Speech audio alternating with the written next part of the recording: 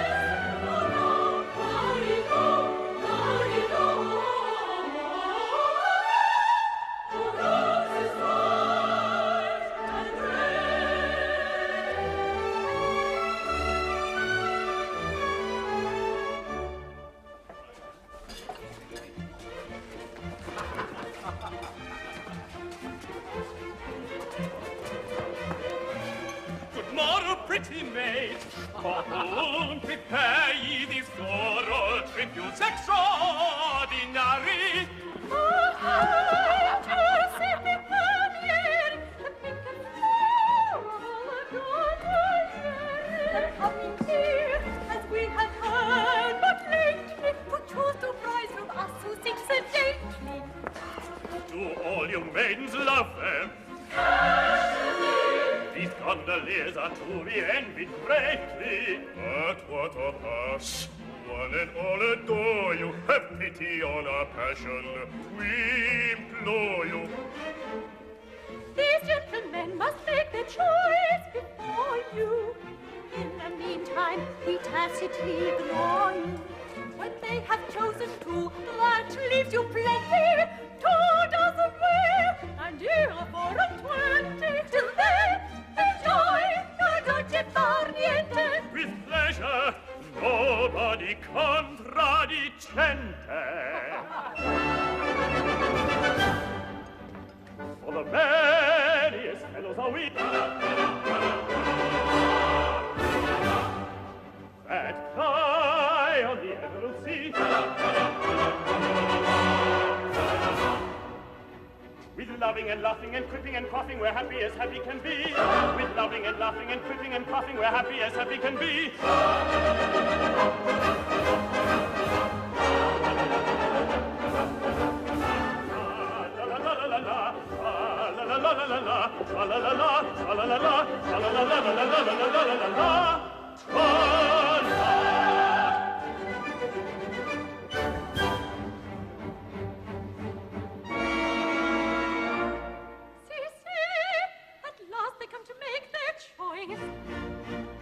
Let us acclaim them with united voice.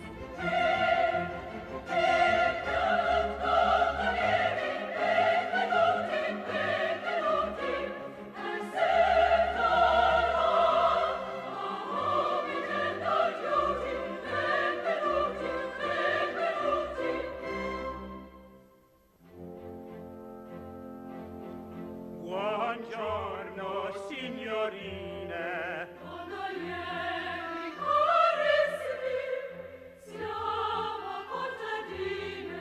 Servitori umilissimi, per chi questi fiori bellissimi. Per voi, miei signori, eccellentissimi.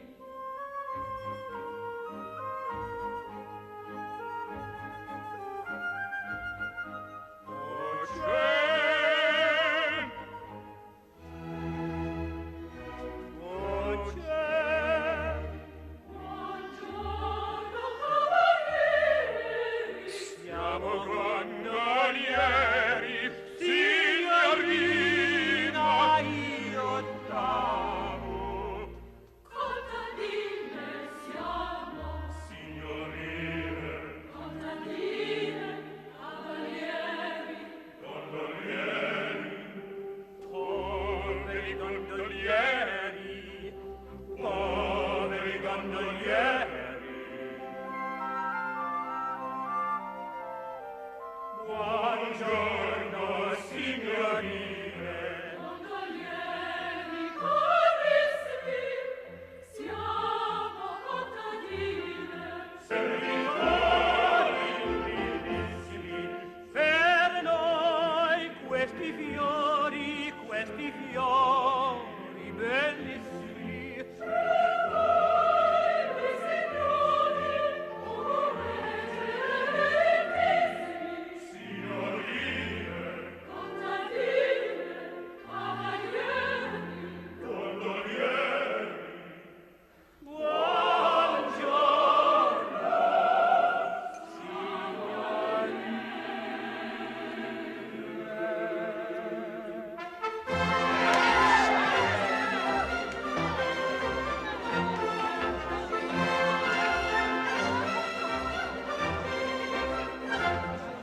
we're called gondolieri, but that's a vagary. It's quite honorary the phrase that we fly.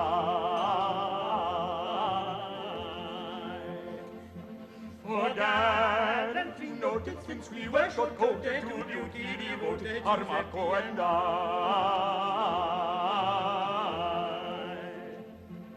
When morning is breaking, our couches forsaking, to greet their awaking with carols we come. At summer days nooning, when weary lagooning, a mandolin strumming, a mandolin strumming, a mandolin tuning, we lazily drum. La la la la la la la la la la la la. When vespers are ringing, to hope ever clinging, with songs of our singing, complete we keep. When daylight is fading, and wrapping like shading, with soft serenading, we sing them to sleep. With soft serenading, we sing them to sleep. With soft serenading, we sing them to sleep. Where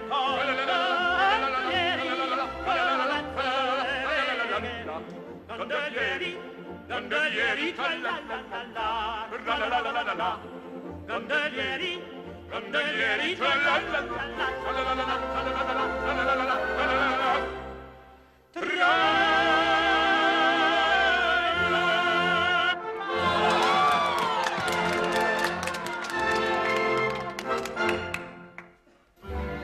And now to choose our brides. As all are young and fair and amiable besides, we really do not care a preference to declare. Our bias to disclose would be indelicate, and therefore we propose to let impartial fate select for us a mate. Bias to disclose would be indelicate. But how do they propose to let impartial fate select for them a mate? These handkerchiefs upon our eyes be good enough to bind, and take good care that both of us are absolutely blind.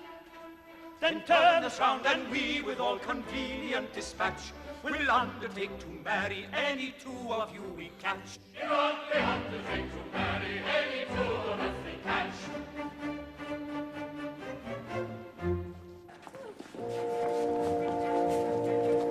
Are you peeping? Can you see me? Dark and keeping, dark and dreaming. You're blinded. Truly say so. All right-minded players play so.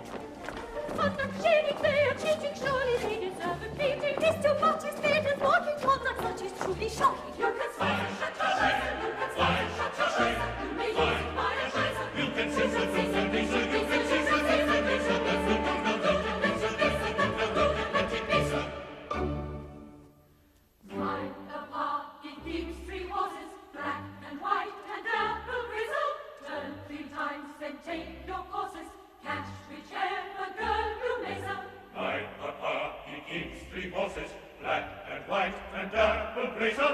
Turn 3 times, then take your courses. Catch whichever girl you may sell. My papa, he keeps 3 horses, black and white and apple blazer. I've at length achieved a capture. This is Tessa. Rapture, rapture. To me, Gianetta, faith is granted. Just the very girl I wanted. If you'd rather change, My goodness, this indeed is simple rudeness. I've no preference whatever. Listen to him. Well, I never.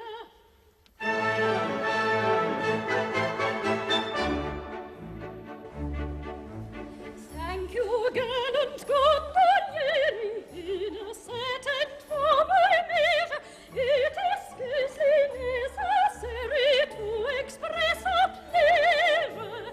Each of us to prove a treasure,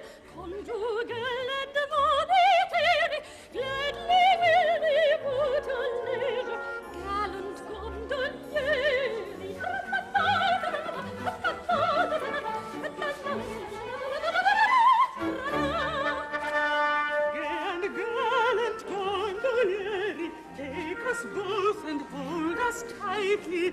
You have luck extraordinary. We might have been unsightly. If we judge your conduct rightly, 'twas a choice involuntary. Still we thank you most politely, gay and gallant Gondolieri. La la la la la la la la la la la la la la la la.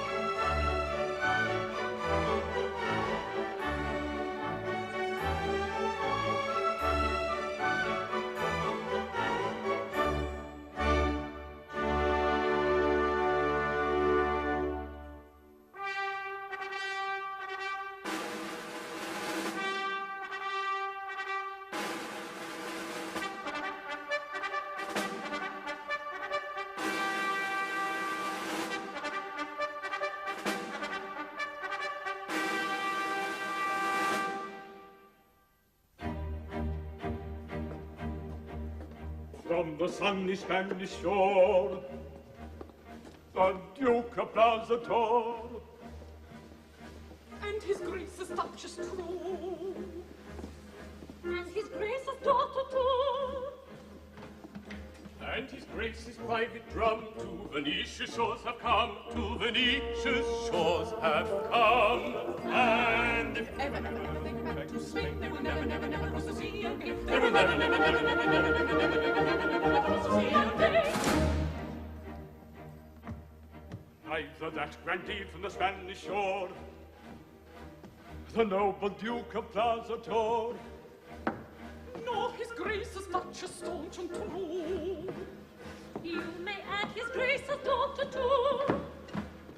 nor His Grace's own particular drum to Venetian shores anymore will come, to Venetian shores will come. If ever, never, never they get back to Spain, they will never, never, never cross the sea again. They will never, never, never, never, never, never, never, never, never, never, never cross the sea again. They will never, never, never, never, never, never, never, never, never, never, never cross the sea again. At last we have arrived at our destination. There is the ducal palace, and it is there that the Grand Inquisitor resides. As a Castilian hidalgo of 95 quarterings, I should have preferred to ride through the streets of Venice. But owing, I presume, to an unusually wet season, the streets are in such a condition that equestrian exercise is impracticable. No matter. Where is our suite? Your Grace, I'm here. Why do you not do yourself the honor to kneel when you address his Grace? My love, it is so small a matter. Still, you may as well do it.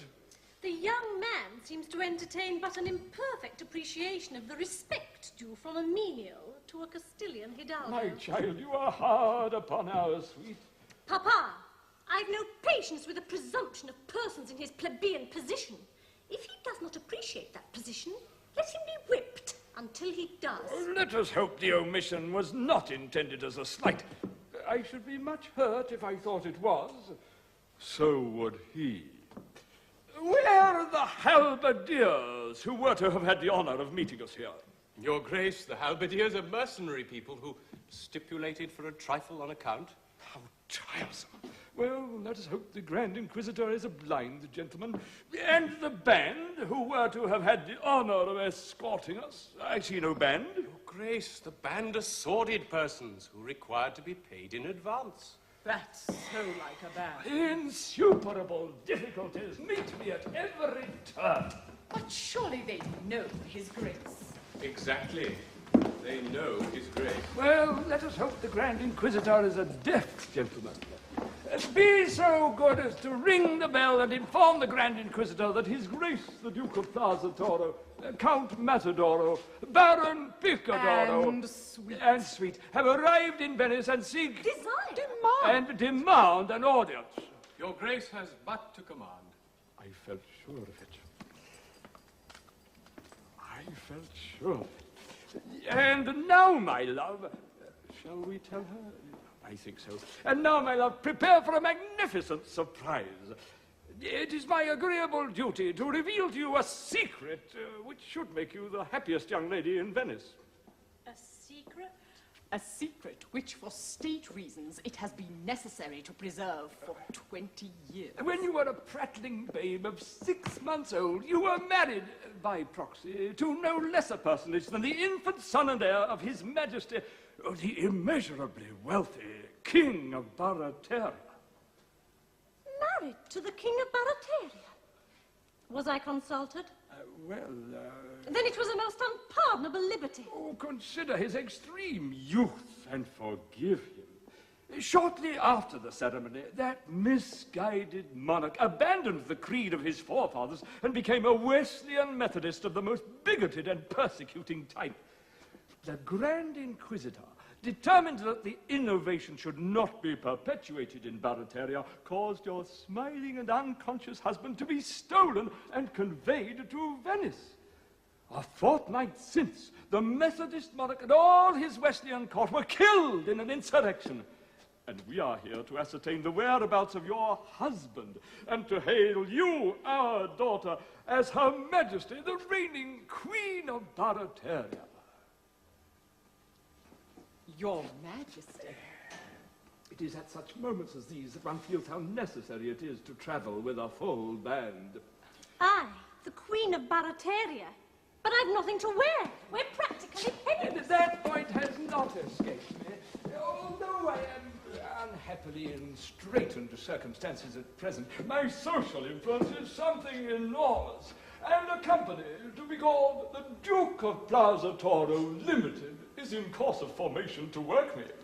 Am I to understand that the Queen of Barataria may be called upon at any moment to witness her honoured sire in process of liquidation? The speculation is not exempt from that drawback. If your father should stop, it will, of course, be necessary to wind him up. But it's so undignified. It's so degrading. A grandee of Spain turned into a public company. Such a thing was never heard of. My child, the Duke of Plaza-Toro does not follow fashions. He leads them. He always leads everybody. When he was in the army, he led his regiment. In enterprise of martial kind, when there was any fighting, he led his regiment from behind. He found it less exciting. But when away his regiment ran, his place was at the Foro. That celebrated, cultivated, underrated nobleman, the Duke of Plaza-Toro. In the first and foremost night, you always found that night. That celebrated, cultivated, underrated nobleman, the Duke of Plaza-Toro. When to evade destructions and to hide they all proceeded. No soldier in that gallant band hid half as well as he did.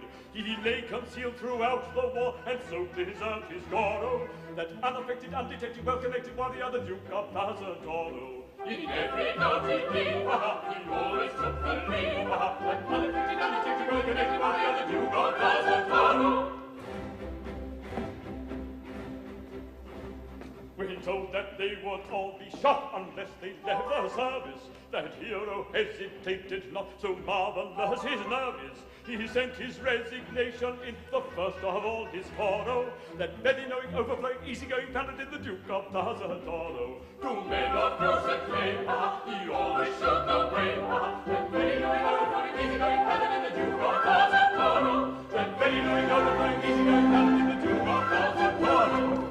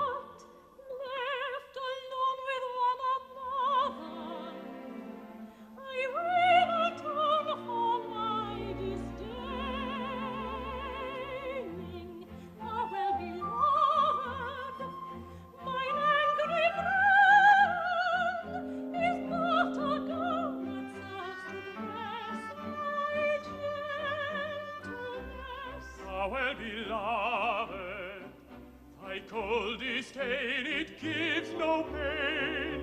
'Tis mercy played in masquerade. Ah, well beloved. Ah, well beloved.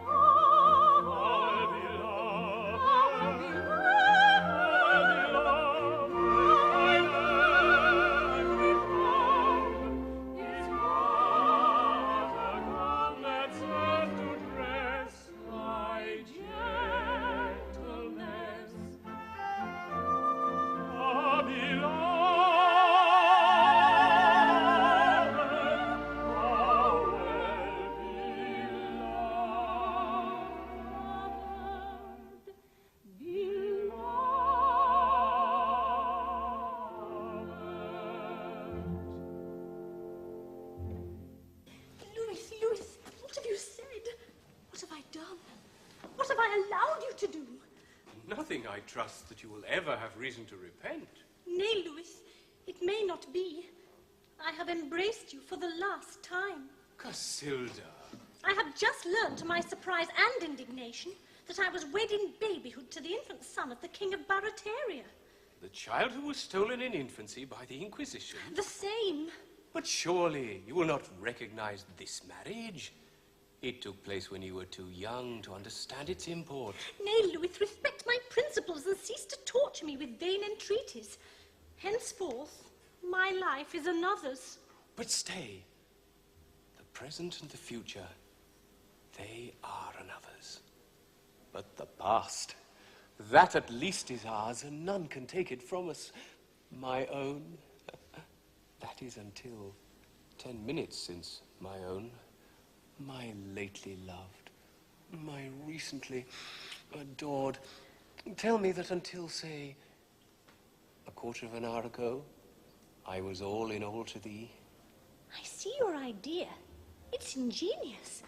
But don't do that. There can be no harm in reveling in the past. None whatever. But an embrace cannot be taken to act retrospectively. Ah, Casilda, you were to me as the sun is to the earth. Until quarter of an hour ago. About that.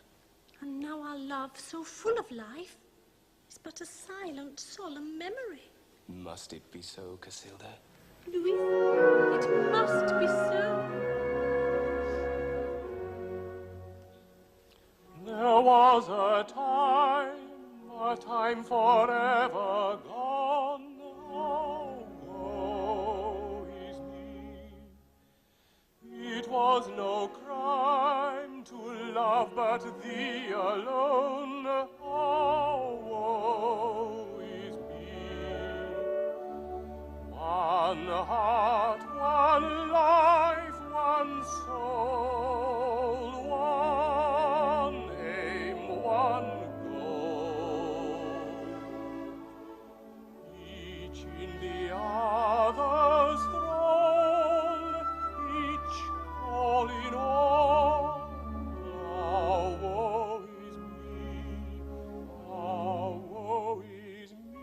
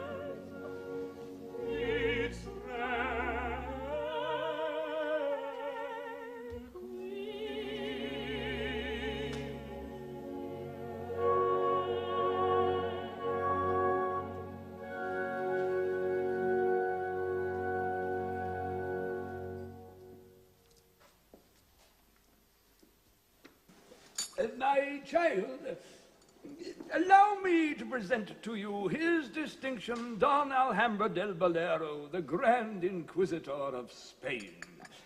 It was his distinction who so thoughtfully abstracted your infant husband and brought him to Venice. So, this is the little lady who is so unexpectedly called upon to assume the functions of royalty. And a very nice little lady, too. Jim, isn't she? Oh, distinctly, Jim. Allow me. Naughty temper. You must make some allowance. Her Majesty's head is a little turned by her excess of dignity. I could have wished Her Majesty's access of dignity had turned it in this direction. Unfortunately, if I am not mistaken, there appears to be some little doubt as to His Majesty's whereabouts. A doubt as to his whereabouts? Then we may yet be saved. Doubt? Oh, dear, no doubt whatever. He is here in Venice, plying the modest but picturesque calling of a gondolier. I can give you his address. I see him every day. In the entire annals of our history, there is absolutely no circumstance so entirely free of all manner of doubt of any kind whatever. Listen, I'll tell you all about it.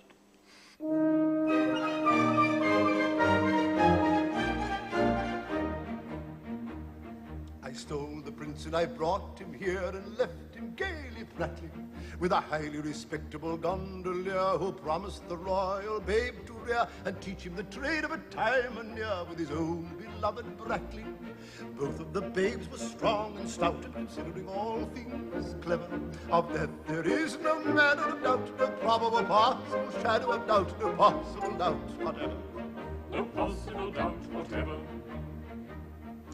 Owing I'm much disposed to fear to his terrible taste for tippling, that highly respectable gondolier could never declare with a mind sincere which of the two was his offspring dear, and which the royal stripling, which was which he could never make out despite his best endeavor. Of that there is no manner of doubt, no probable possible shadow of doubt, no possible doubt whatever. No possible doubt whatever. Time sped, and when at the end of the year I sought that infant cherished, that highly respectable gondolier was lying a corpse on his humble bier, I dropped a Grand Inquisitor's tear. That gondolier had perished. A taste for drink combined with gout had doubled him up forever. Of that there is no manner of doubt, no probable possible shadow of doubt, no possible doubt whatever. No possible doubt whatever. Children followed his old career, this statement can't be parried, of a highly respectable gondolier, well, one of the two who will soon be here. But which of the two it is not quite clear. Is the royal prince you married? Search in and out and round about, and you'll discover never a tale so free from every doubt, all probable possible shadow of doubt, all possible doubt whatever. A tale so free from every doubt, all probable possible shadow of doubt, all possible doubt whatever. Then do you mean to say that I'm married to one of two gondoliers? But it is impossible to say which. Without any doubt of any kind whatever. But be reassured.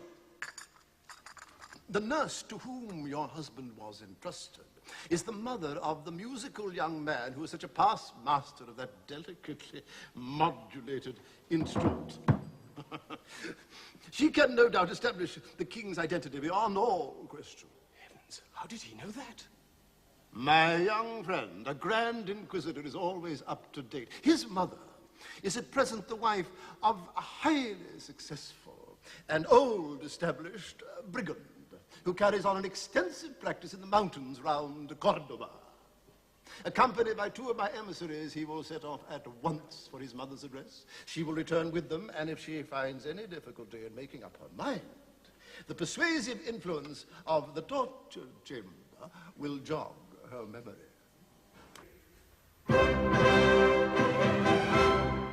But bless my heart, consider my position.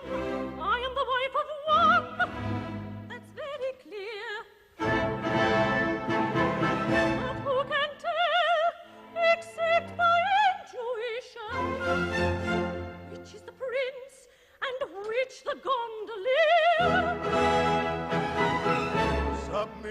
to fate without unseemly wrangle. Such complications frequently occur. Life is one closely complicated tangle. Death is the only true unraveler. Try me lifelong, we can never straighten out life's tangled skein. Why should we in vain endeavor guess and guess and guess again? Life's a pudding full of plums. Cares a canker that benumbs. Life's a pudding full of plums. Cares a canker that benumbs. Wherefore waste our elocution on impossible solution.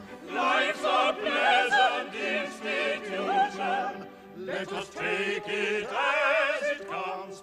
Let us take it as it comes. Set aside the dull enigma. We shall guess it all too soon. Failure brings the gallows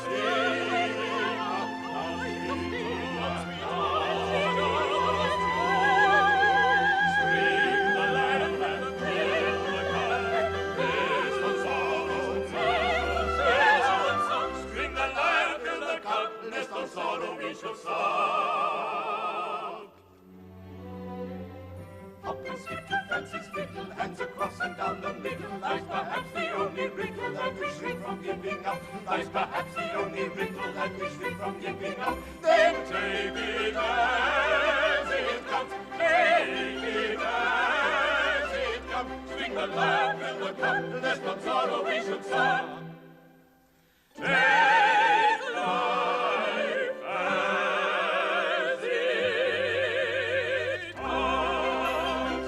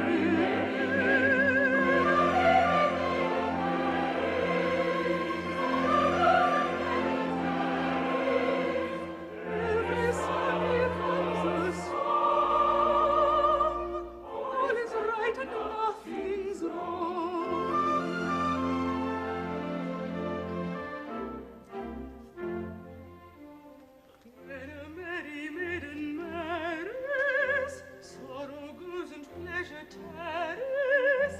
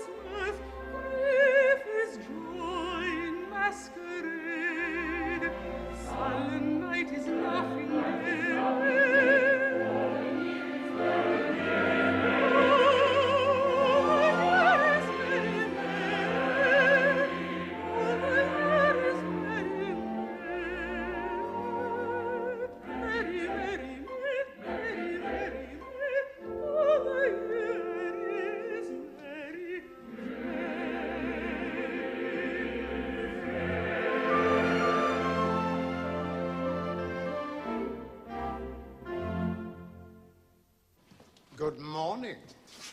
If this gentleman is an undertaker, it's a bad omen. Ceremony of some sort going on? He is an undertaker. No, a little unimportant family gathering. Nothing in your line. Somebody's birthday, I suppose. Oh, no, as a matter of fact, we were married 10 minutes since. Married? You don't mean to say that you are married? Oh, yes, we're married. What? Both of you? All Four of us. Oh, bless my heart.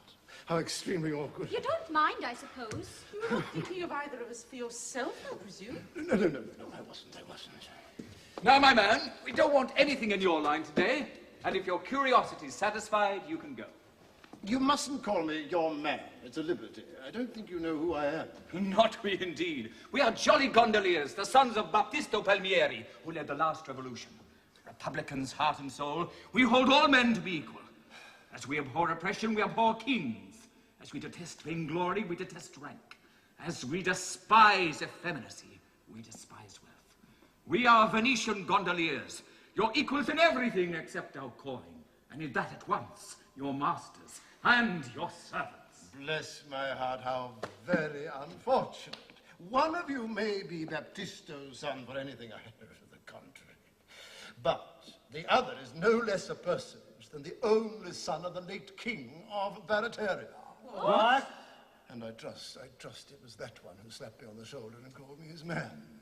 One of us, a king. But which is it? What does it matter?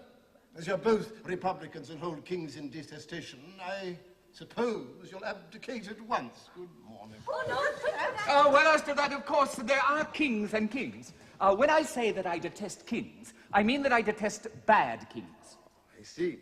There is a distinction. Quite so. Now, I can conceive a kind of king, an ideal king, the creature of my fancy, you know, who would be absolutely unobjectionable.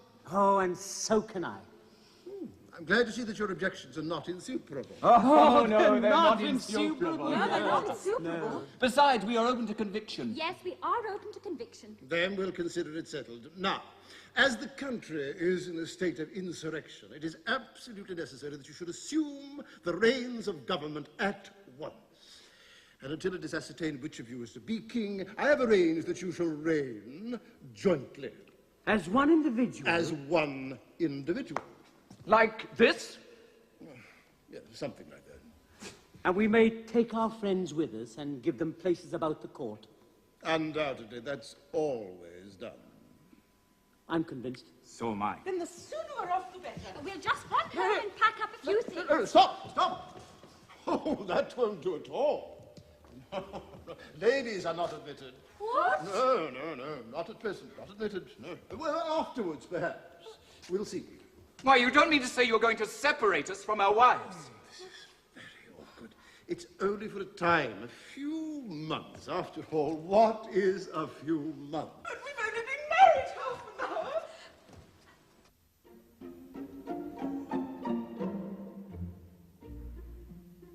Kind sir, you cannot have the heart or lives to part from those to whom an hour ago we were united.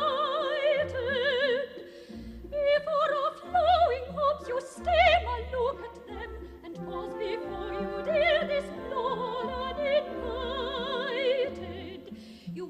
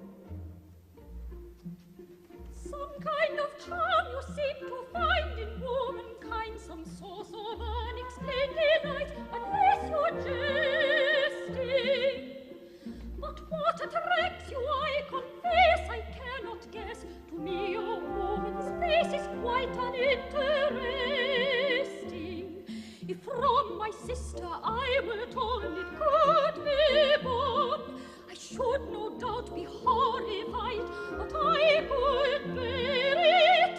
But I was frightened for the thing is my king, because my heart at every side shall ever share it. You men will never understand that woman's heart is one with woman's hand.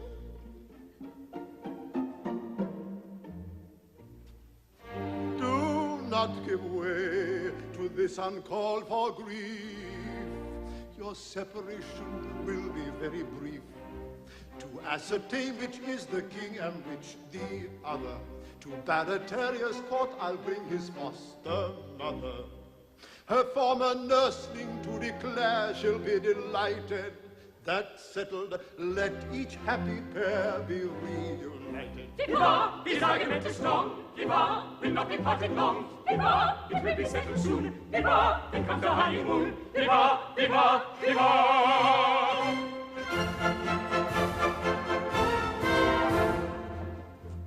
Then one of us will be a queen and sit on a golden throne, with a crown instead of a hat on her head and diamonds all her own, with a beautiful robe of gold and green. I've always understood.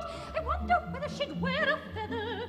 I rather think she should. Oh, here's the glorious thing I've been to be a regular royal queen. No half and half affair, I mean no half and half affair. But a right down regular royal queen. She'll drive about in a carriage and pair with a king on her left-hand side, with a milk-white horse as a matter of course whenever she wants to ride, with beautiful silver shoes to wear upon her dainty feet, with endless stocks of beautiful frocks, and as much as she wants to eat. Oh, tis the glorious thing I've been to be a regular royal queen. No half and half affair, I mean no half and half affair. But right down regular royal queen. Whenever she condescends to walk, be sure she'll shine at that, with a haughty stare and her nose in the air like a well-born aristocrat.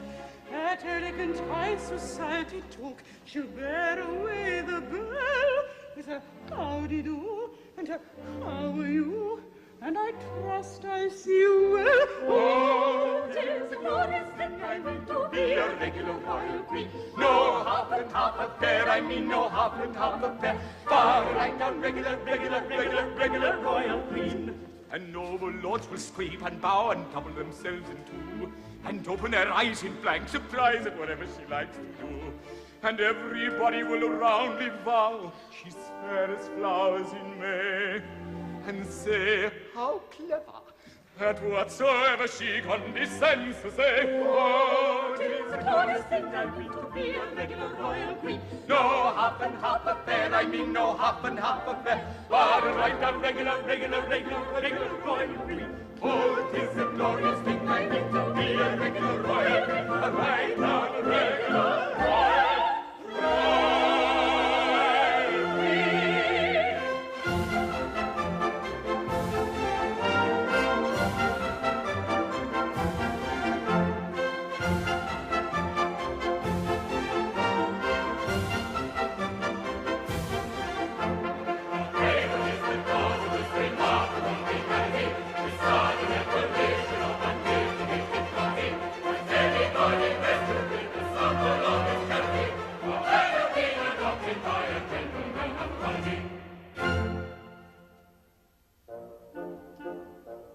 Replying we sing as one indeed, individual as I find I'm a king to my kingdom, I individual I'm a where you are check to pavilions and palaces, but you'll find I respect your republican fallacies. You'll find I respect your republican fallacies. As they know we object to pavilions and palaces, how can they respect our republican fallacies? For everyone who feels inclined, suppose we undertake to find congenial with his frame of mind, and all shall equal be. The Chancellor in his peruke, the Earl, the Marquis, and the Duke, the groom, the butler, and the cook, they all shall equal be. The aristocrat who banks with goose, the aristocrat who hunts and shoots, the aristocrat who cleans our boots, they all shall equal be. The noble lord who rules the state, the noble lord who cleans the plate, The noble lord who scrubs the grate, they all shall equal be. the Lord High Bishop orthodox, the Lord High Coachman on the box, The Lord High Vagabond in the stock, they all shall equal be. For everyone who feels inclined, suppose we undertake to find congenial with his frame of mind, congenial with his frame of mind, and all shall equal be. Sing high, sing low, wherever they go. Sing high, sing low, wherever they go. wherever they go, wherever they go, they all shall equal be. Sing high, sing low, wherever they go. Sing high, sing low, wherever they go. Wherever they go, wherever they go, they all shall equal be.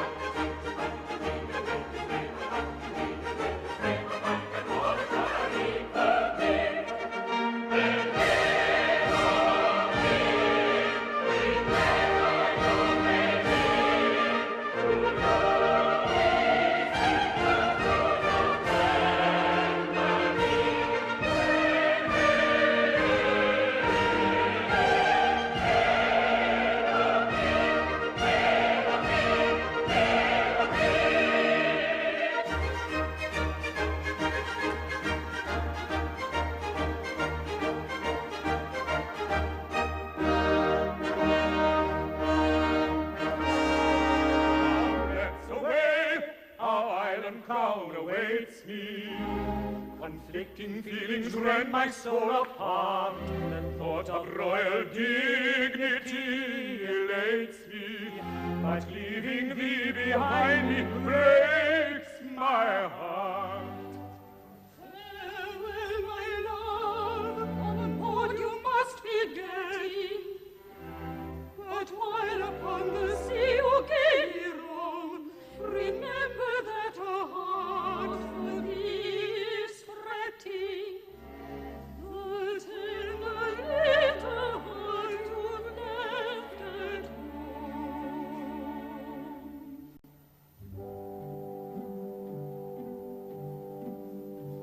Now, Marco, dear, my wish is here while you're away. It's understood you will be good and not too gay.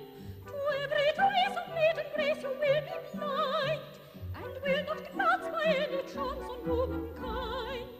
If you are wise, you'll shut your eyes till we arrive, and not address a lady less than 45. You'll please to frown on every gown that you may see, but now I beg you won't forget you marry me.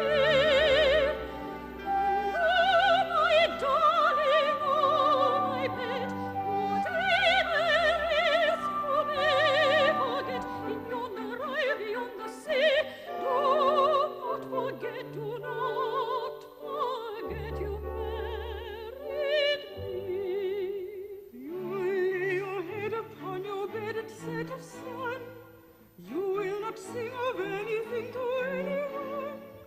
You'll sit and mope all day, I hope, and shed a tear upon the life your little wife is passing here. And if so be you think of me, please tell the moon. I'll read it all in rays that fall on the lagoon. You'll be so kind as tell the wind how you may be, and send me words by little birds to comfort me. And oh, my darling, oh, my pet, whatever else you may forget in yonder isle beyond the sea, do not forget you've married me.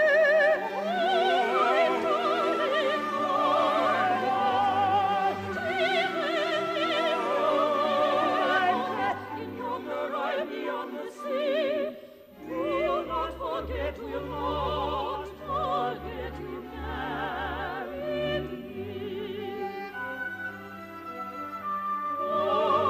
darling.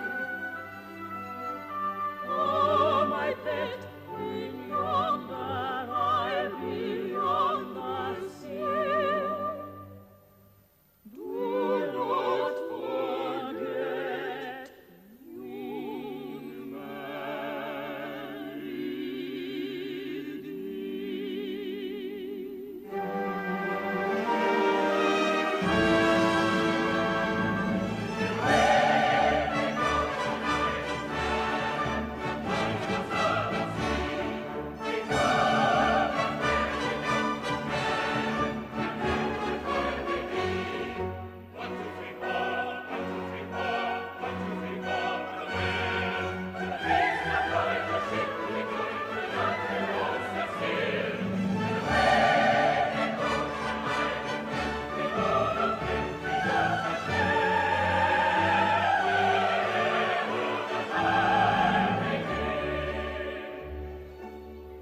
Away we go to a balmy isle.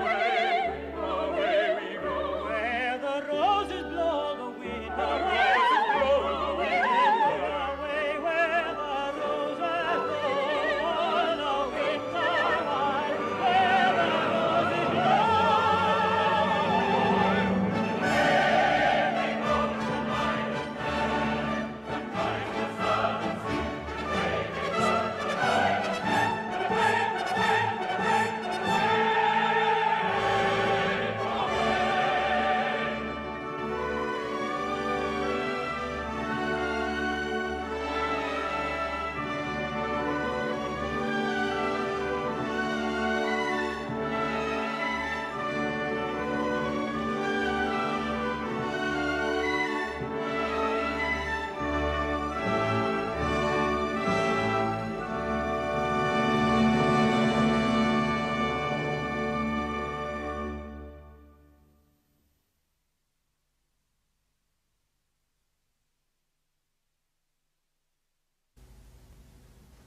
You heard how the Grand Inquisitor told how he stole the baby prince and left him with a gondolier. Now, Gilbert took this incident from a real but bizarre event in his own childhood. He always claimed that when he was 2 years old, his parents took him on a trip to Naples. And one day, he said, his nurse was walking him in a pram when two charming Neapolitan gentlemen came up and said that the child's parents had sent them to get the beautiful bambino. Well, the silly girl gave the baby to the kidnappers, well, for that's exactly what they were, and little William Gilbert's father had to pay £25 to get him back. Not a bad bargain, you may think, in view of the pleasure his comic operas have given to so many generations. And so the incident of the stolen baby found its way into the Gondoliers, and so did some more serious political matters, but in a light-hearted way. Gilbert could always make us laugh at the ridiculous side of serious things. His foe was folly and his weapon wit.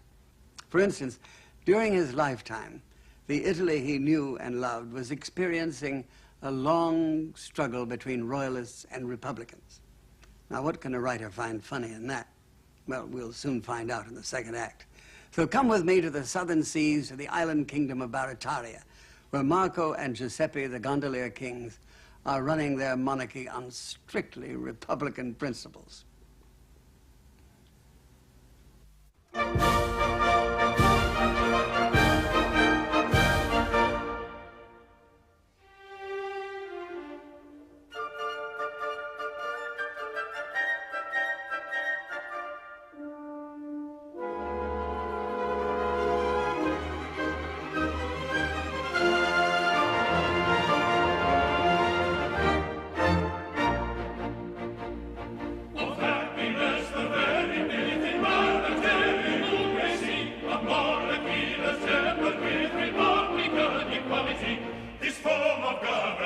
We find the low ideal of its kind, a despotism strict combined with absolute equality. We need absolute equality. Of happiness the very beginning, Barataria you may see, a monarchy that's rampant with republican equality. Republican equality. Two kings of one to pride, bereft to act in perfect unity, whom you can order right and left with absolute impunity, who put their subjects at their ease by doing all they can to please, and thus to earn their bread and cheese seize every opportunity, and thus to earn their bread and cheese seize every opportunity. We act in perfect unity. We act in perfect unity.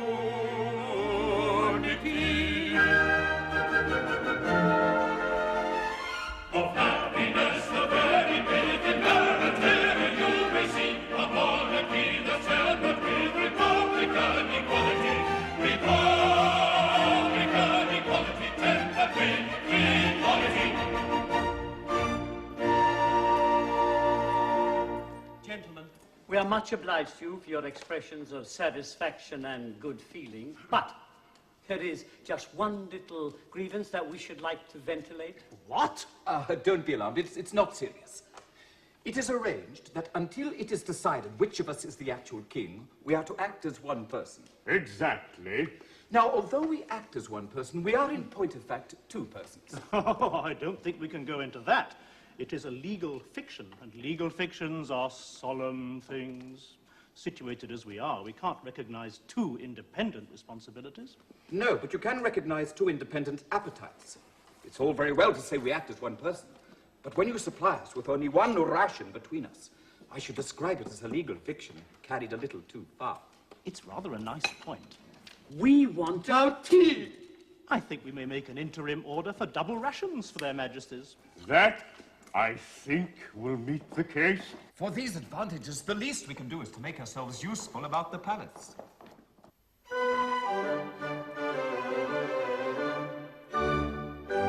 Rising early in the morning, we proceed to light the fire. Then our majesty adorning in its work-a-day attire, we embark without delay on the duties of the day. First we polish off some batches of political dispatches and foreign politicians circumvent. Then if business isn't heavy, we may hold a royal levy or ratify some acts of parliament. Then we probably review the household troops with the usual shallow humps and shallow hoops, or receive with ceremonial and state an interesting Eastern potentate. After that we generally go and dress our private valley. It's a rather nervous duty, he's a touchy little man. Writes some letters literary for our private secretary. He is shaky in his spelling, so we help him if we can. Then in view of cravings inner, we go down and order dinner. Then we polish the regalia and the coronation plate. Spend an hour in titivating all our gentlemen in waiting, or we run on little errands for the ministers of state. Oh, philosophers we sing of the troubles of a king, yet the duties are delightful and the privilege is great. But the privilege and pleasure that we treasure beyond measure is to run on little errands for the ministers of state. Oh, philosophers we sing of the troubles of a king, yet the duties are delightful and the privilege is great. But the privilege and pleasure that we treasure beyond measure is to run on little errands for the ministers of state. After luncheon making merry on a bun and glass of sherry, if we've nothing in particular to do, we may make a proclamation or receive a deputation. Then we possibly create a peer or two. Then we help a fellow creature on his path with the garter or the thistle or the bath. Or we dress and toddle off in semi-state to a festival, a function, or a fete. Then we go and stand a sentry at the palace by the dead, marching hither, up and down and to and fro, while a warrior on duty goes in search of beer and beauty, and it generally happens that he hasn't far to go.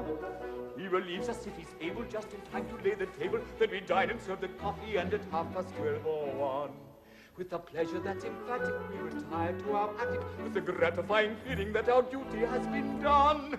Oh, philosophers we sing of the troubles of the king, but of pleasures there are many, and of worries there are none. And the culminating pleasure that we treasure beyond measure is the gratifying feeling that our duty has been done. Oh, philosophers we sing of the troubles of the king, and of pleasures there are many, and of worries there are none. And the culminating pleasure that we treasure beyond measure is the gratifying feeling that our duty has been done.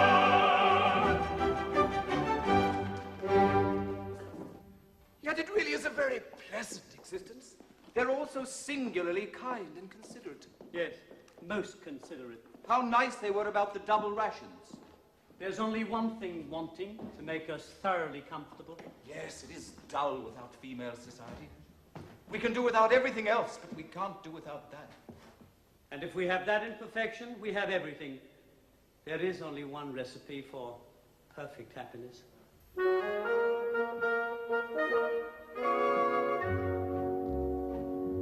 Take a pair of sparkling eyes, it never and anon in a merciful eclipse. Do not heed their mild surprise, having passed the Rubicon. Take a pair of rosy lips. Take a figure trimly planned, such as admiration whets. Be particular in this.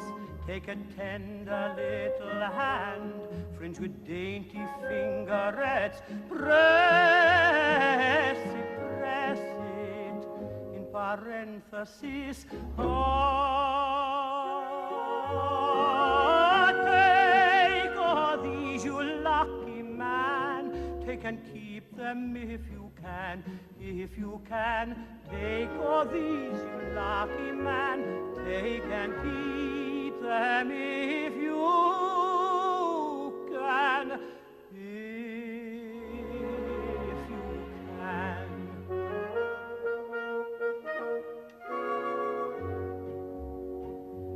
Take a pretty little court, quite a miniature affair, hung about with trellised vine.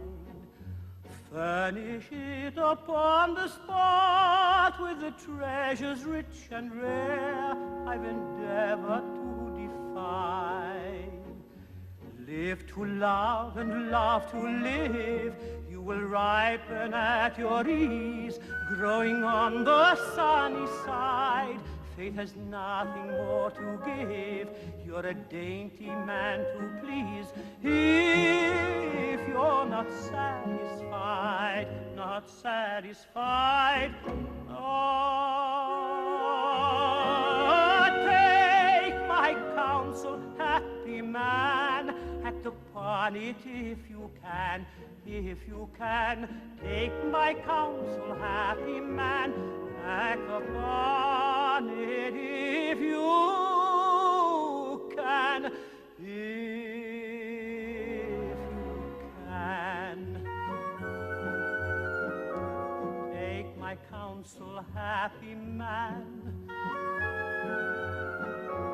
act upon it if you can. If you can, if you can, act upon it if you can. Happy man, if you can.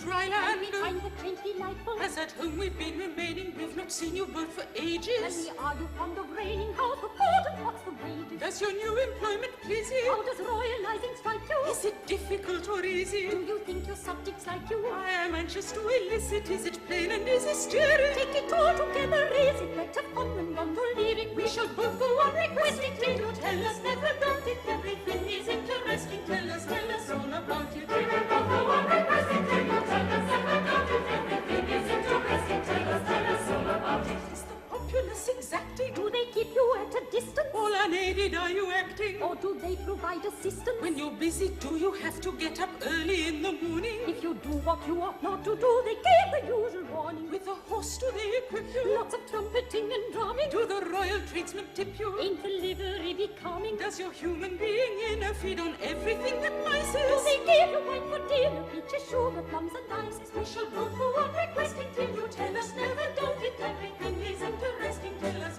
all about it. We will both go on requesting till you tell us, never doubt it, everything is interesting. Tell us all about it. We shall both go on requesting till you tell us, never doubt it, everything is interesting. Tell us all about it. Everything is interesting. Tell us all about it. Tell us all. Yes, tell us all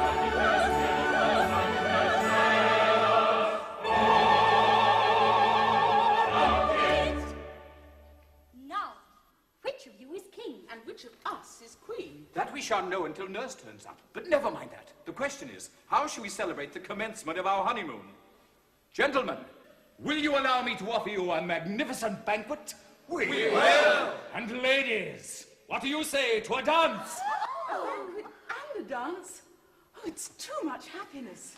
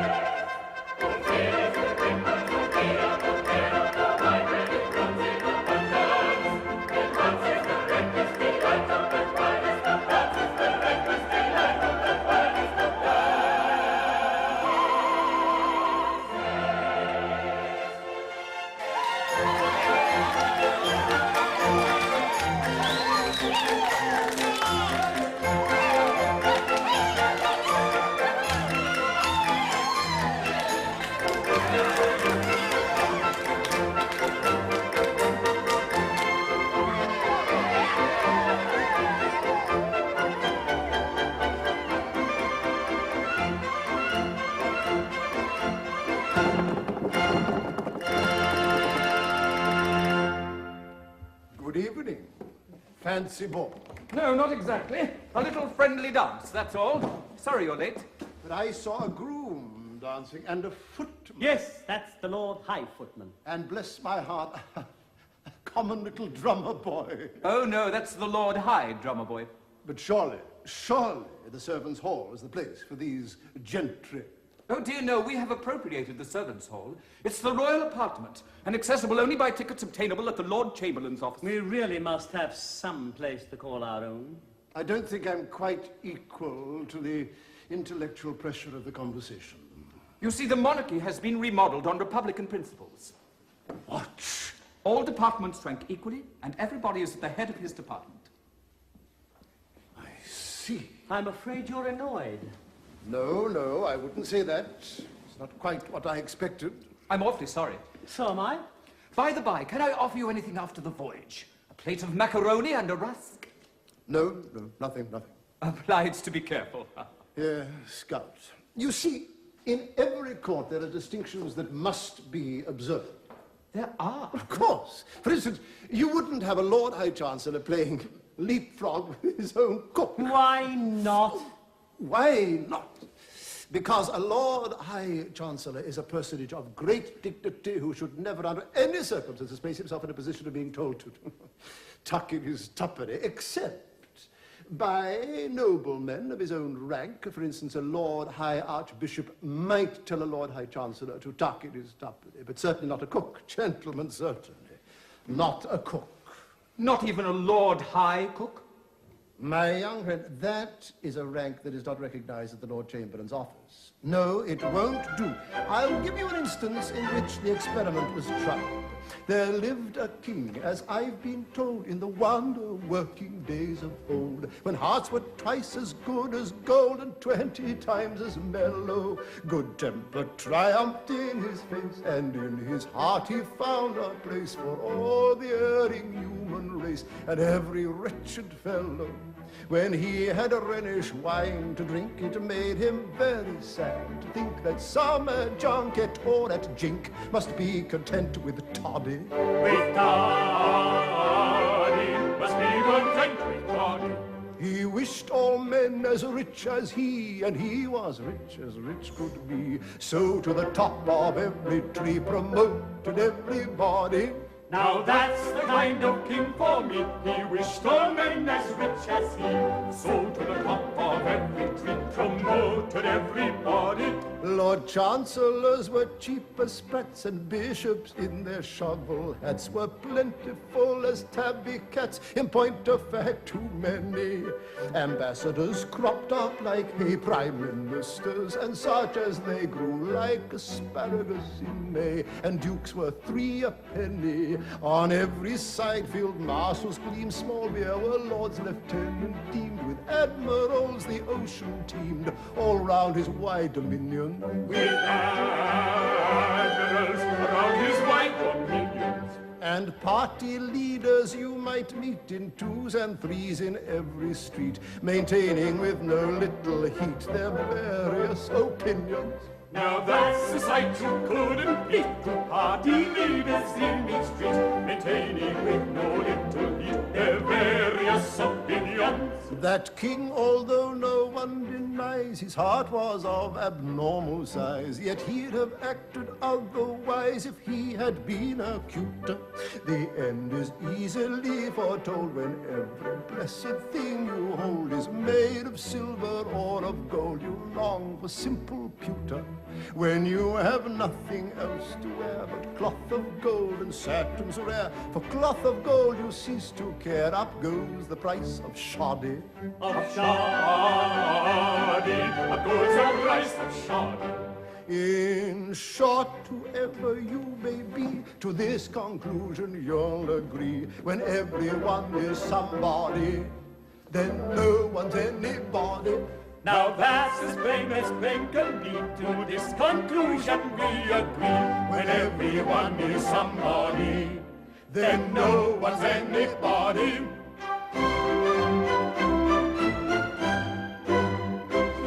And now I have some very important news to communicate. His Grace the Duke of Plaza-Toro and Her Grace the Duchess and their beautiful daughter, Casilda.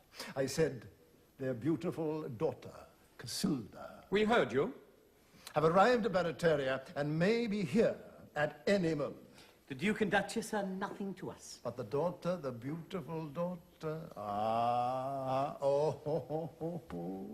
you're a lucky dog, one of you. I think you're a very incomprehensible old gentleman. Not a bit. I'll explain. When you, whichever you are, were a baby, you, whichever you are, were married to a little girl who has grown up to be the most beautiful young lady in Spain. And that beautiful young lady will be here to claim you, whichever you are, in half an hour. And I congratulate that one, whichever it is, with all my heart. Married? When a baby? But we were married 3 months ago. One of you, only one, the other, is an unintentional bigamist. Do you mean to tell me that one of these monarchs was married already? And that neither of us will be a queen? That is the idea I intended to convey. Tessa, my dear, dear child. Oh, get away. Perhaps it's you. My poor, poor little woman. Oh, don't. Who knows whose husband you are? And pray, why didn't you tell us this before they left Venice? Because if I had, no temptation on earth would have induced these gentlemen to leave two such extremely fascinating and utterly irresistible little ladies. There is something in that. I may mention that you will not be kept long in suspense. The old lady who nursed the royal child is at present in the torture chamber waiting for me to interview her. Poor old girl. Hadn't you better go and put her out of her suspense? Oh, no, there's no hurry. She'll be all right. She has all the illustrated papers. However, I will go and interrogate her. Meantime, may I suggest the absolute propriety of your regarding yourselves as single young ladies? Good evening. Delightful. So one of us is married to two young ladies and nobody knows which. The other is married to one young lady whom nobody can identify. It's quite simple. Observe. Two husbands have managed to acquire 3 wives. 3 wives, 2 husbands. That's 2/3 of a husband to each wife. But my good sir, one can't marry a vulgar fraction. You have no right to call me a vulgar fraction. The situation is entangled. Let's try to comb it out.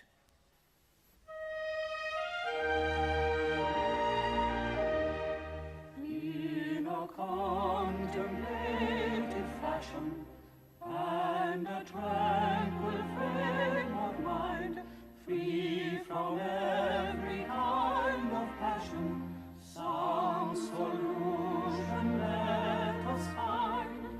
Let us grasp the situation, solve the complicated plot.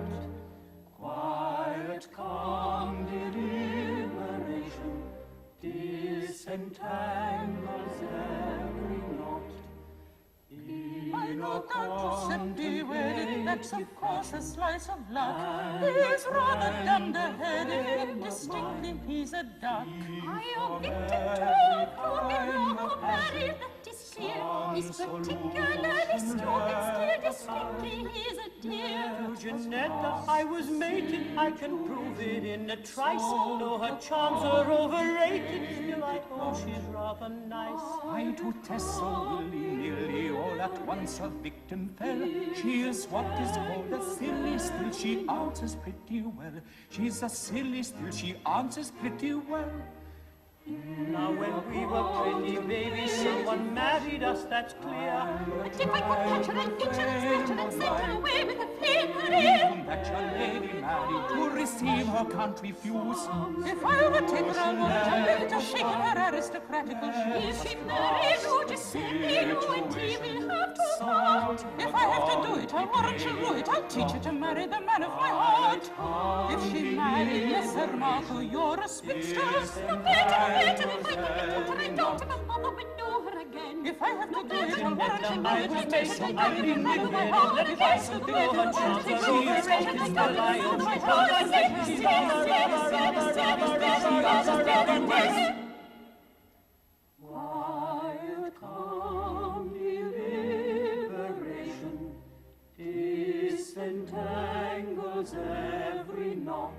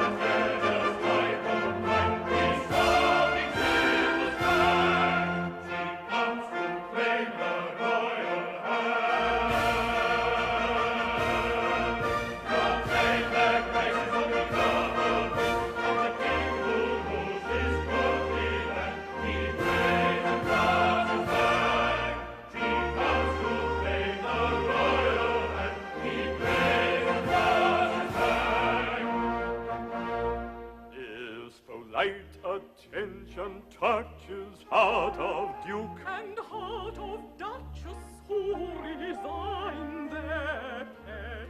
with profound regret. She of beauty was a model. when a tiny tittle toddle, and at 21. She's excelled by none. At 21. She's excelled by none. At 21. She's excelled by none.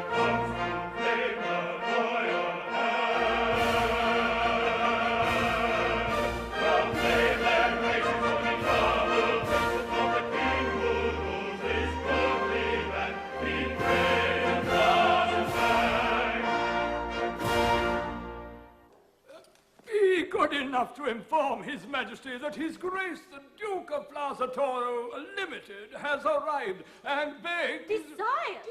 And demands an audience. And now, my love, prepare to receive the husband to whom you were united under such interesting and romantic circumstances. But which is it? There are two of them.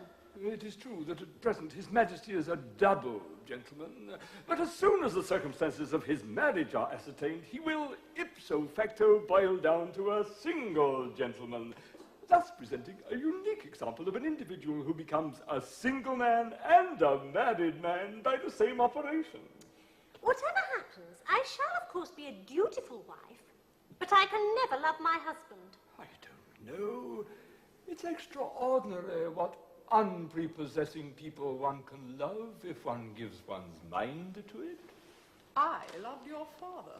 I love. That remark is a little hard, I think.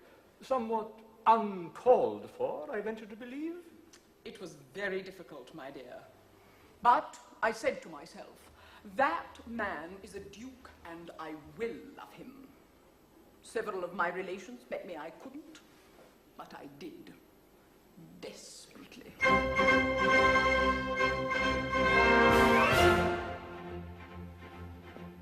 On the day when I was wedded to your admirable sire, I acknowledge that I dreaded an explosion of desire. I was overcome with panic, for his temper was volcanic, and I didn't dare revolt, for I feared a thunderbolt. I was always very wary, for his fury was ecstatic, his refined vocabulary most unpleasantly emphatic. To the thunder of his tartar I knocked under like a martyr.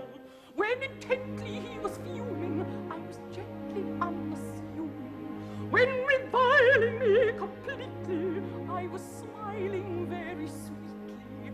I was smiling very sweetly, very sweetly. Giving him the very best and getting back the very worst. That is how I tried to tame your great progenitor at first. Giving him the very best and getting back the very worst. That is how I tried to tame your great progenitor.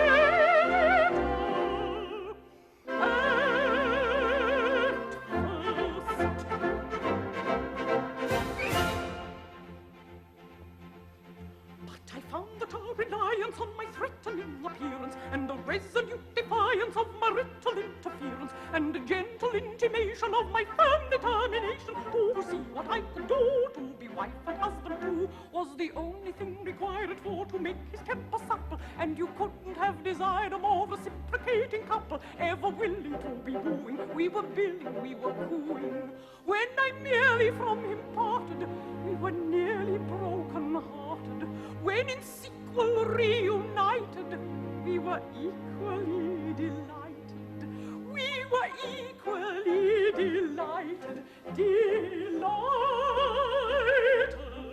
So with double-shotted guns and colours nailed up to the mast, I tamed your insignificant progenitor at last. So with double-shotted guns and colours nailed up to the mast, I tamed your insignificant progenitor.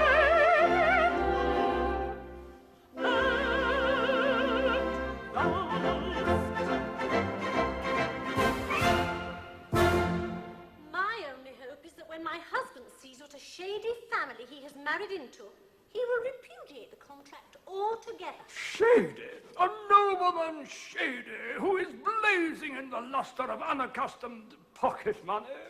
A nobleman shady, who can look back upon 95 quarterings, and this just as I have been floated at a premium. Oh, fine. Your Majesty is surely unaware that directly Your Majesty's father came before the public, he was applied for over and over again. My dear, Her Majesty's father was in the habit of being applied for over and over again, and very urgently applied for, too, long before he was registered under the Limited Liability Act.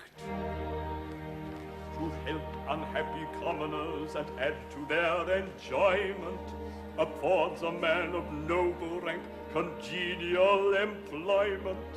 Of our attempts we offer you examples illustrative. The work is light, and I may add, it's most remunerative.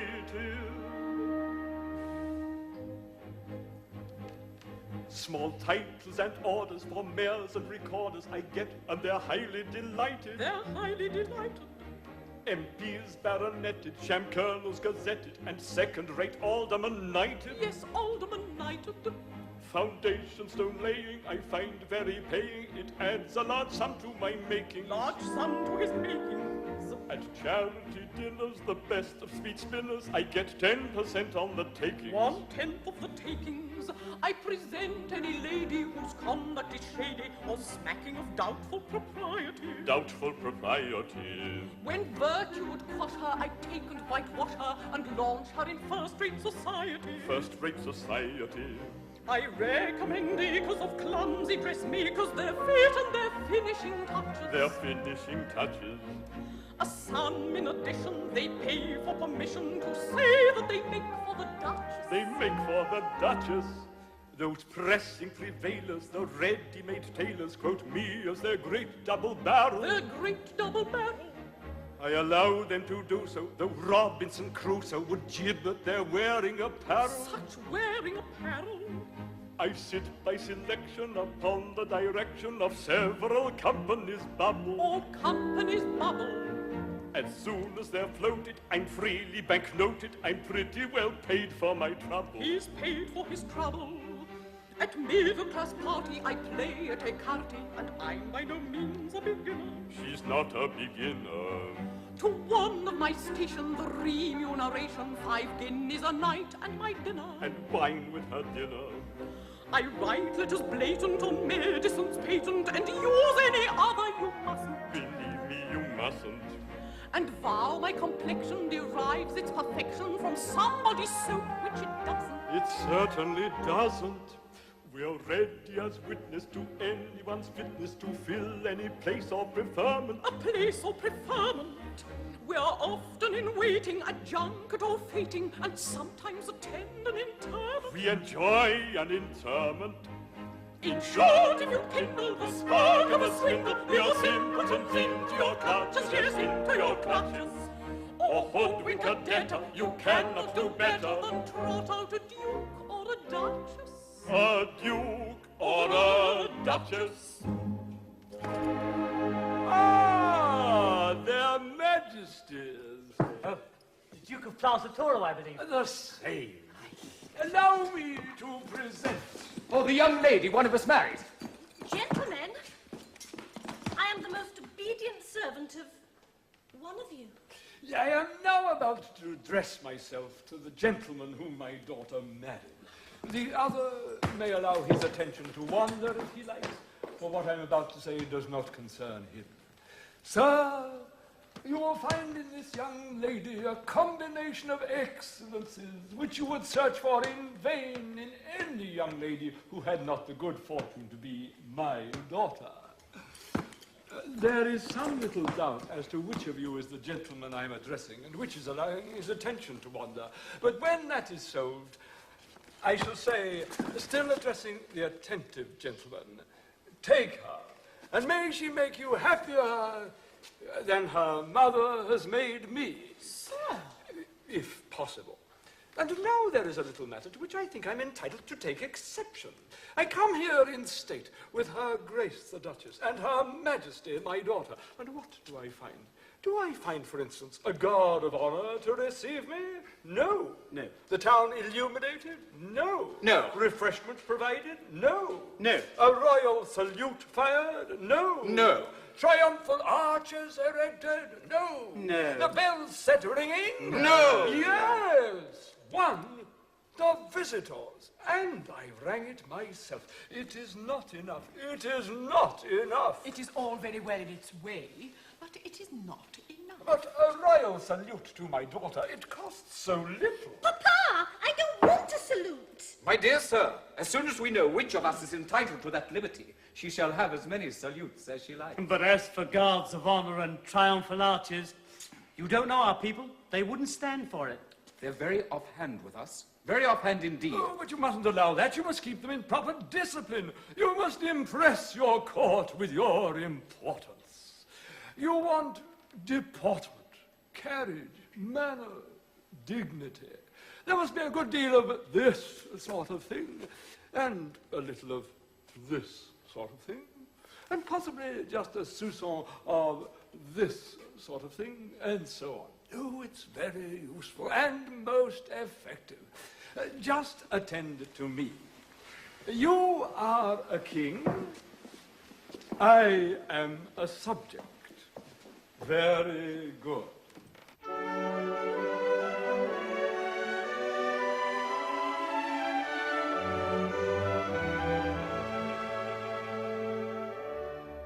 I am a courtier grave and serious, who is about to kiss your hand.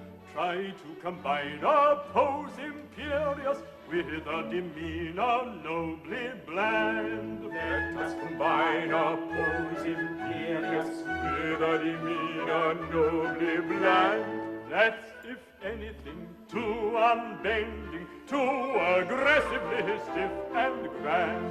Now to the other extreme you're tending, don't be so juicidly condescending.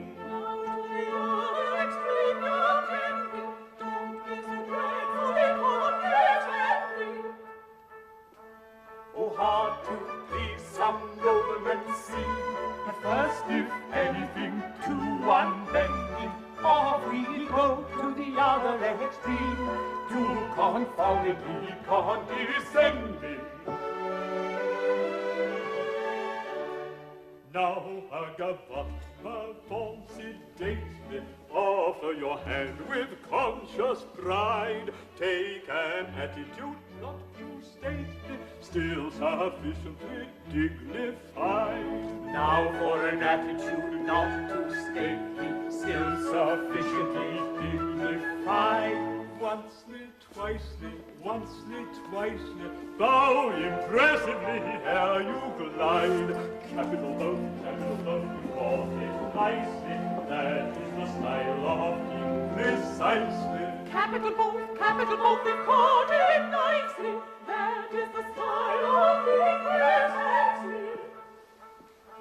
Oh, sweet to earn a nobleman's praise. Capital both, you caught it nicely, supposing he's right in what he says. This is the style of king precisely.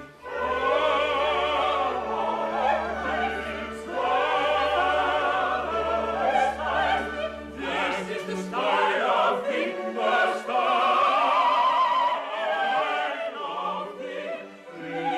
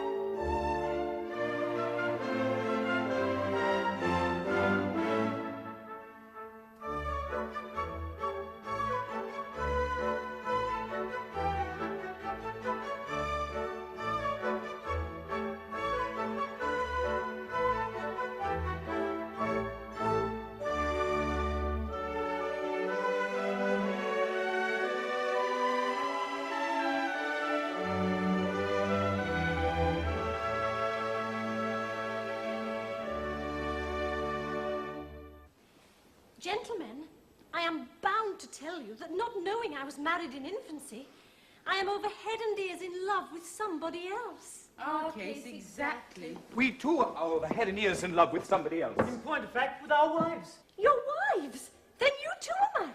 It's not our fault. We knew nothing about it. We are sisters of misfortune. But before we go any further, we really must arrive at some satisfactory arrangement. Here's the case of precedent, and here a king and queen of star. Ever since Spanish was first invented, never was known a case so hard. I may be said to have been bisected by a profound catastrophe. Through a calamity unexpected and divisible into three. I may be said to have been bisected. I'm divisible into three. Through a calamity indivisible into three. Oh, moralist soul, how can you call marriage a state of unity when excellent husbands are bisected by so divisible into three? Oh, moralist soul, how can you call marriage a state of unity? Ah, unity. Moralist soul, how can you call marriage a state of unity? Moralist soul, how can you call marriage a state of unity?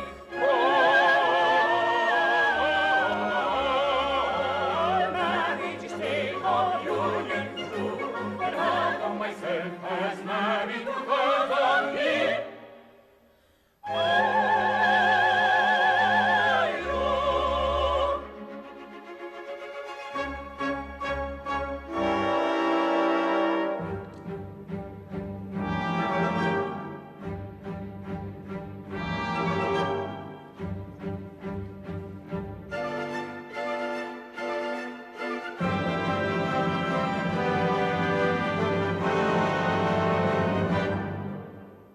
Now let the loyal lieges gather round. The prince's foster mother has been found. She will declare to silver clarion sound the rightful king. Let him forthwith be crowned.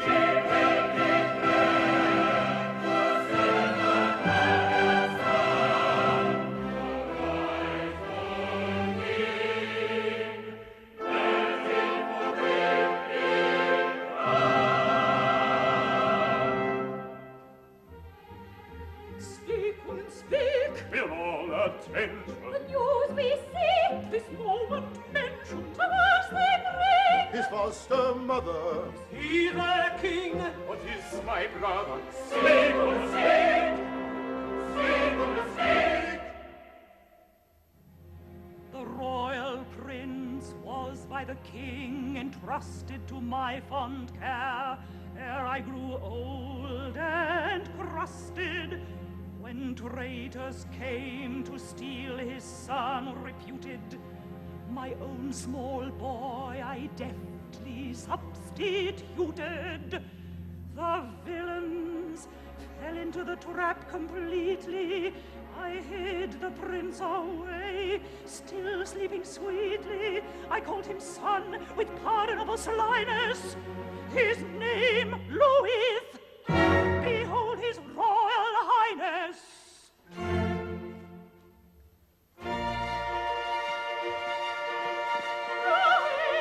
Matilda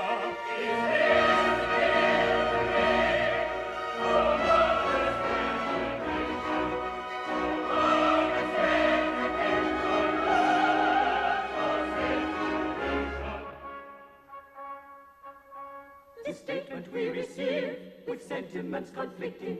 Our hearts rejoice and grieve, each other contradicting. To those whom we adore, we can be reunited. On one point rather sore, but on the whole delighted.